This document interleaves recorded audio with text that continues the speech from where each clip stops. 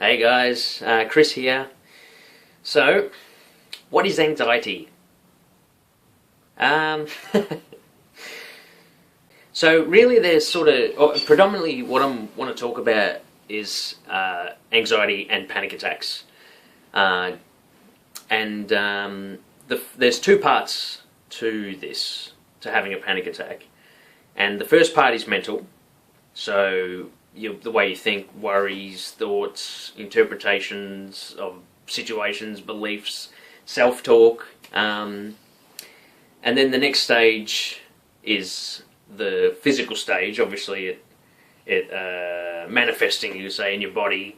And you might everybody talks about like the racing heart or the tightness in the chest, feels like you're having a heart attack, lightheaded, you're nauseous, you're numb, you might get fuzzy vision, when it starts peaking.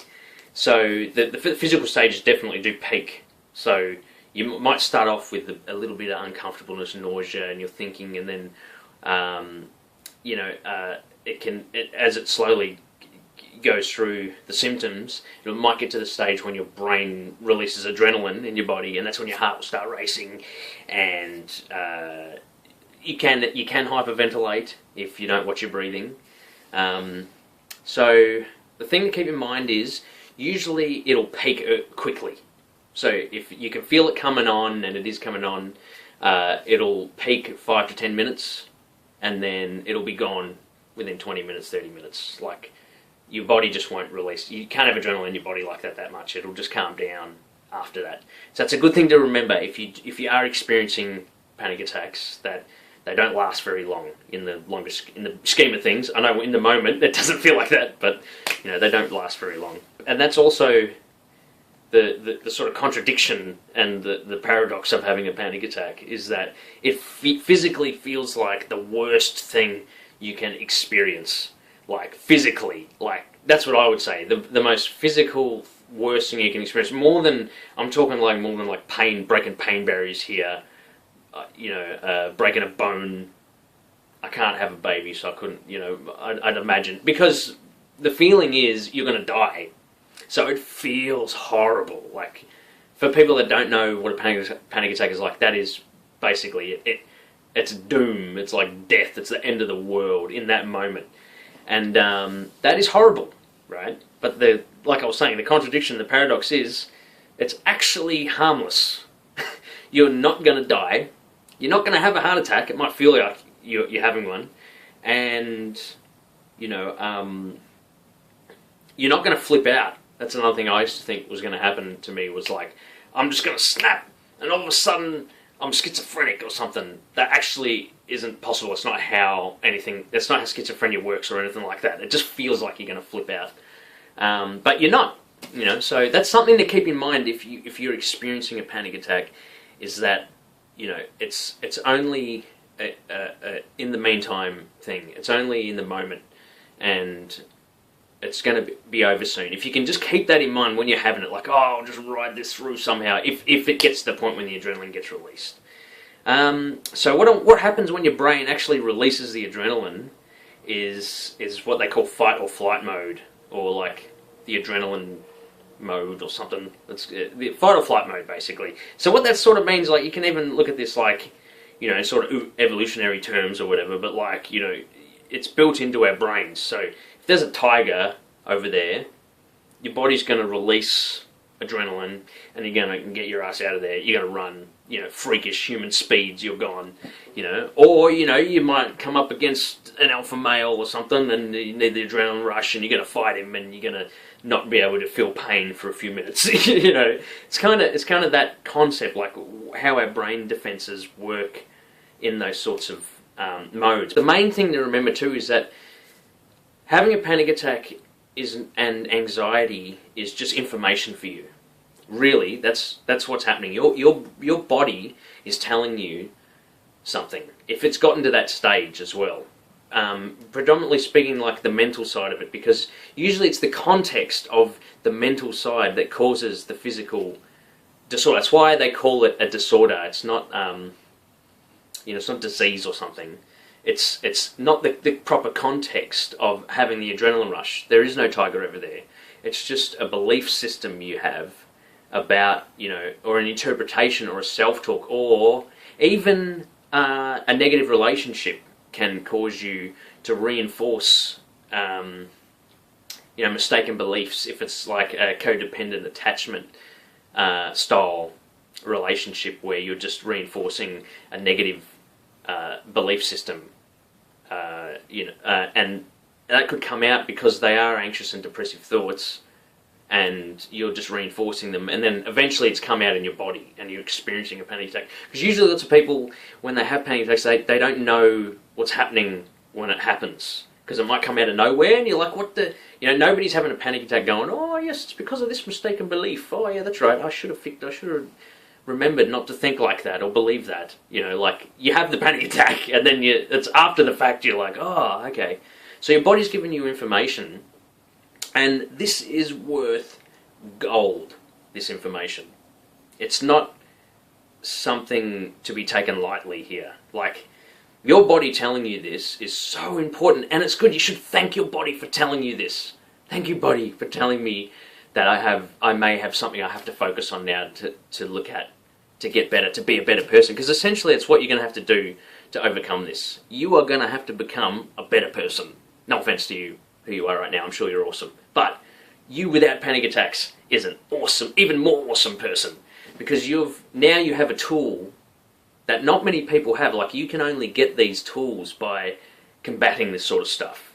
And these tools nothing can even compare. You can't go somewhere and get someone to teach you this. This is something you go out and get for yourself. So, and that's why it's worth so much too. Like, nobody can teach you this. You have to go through it. The only way to get through this, to learn this or to get that tool, is for you to go through it. There's no other way around it.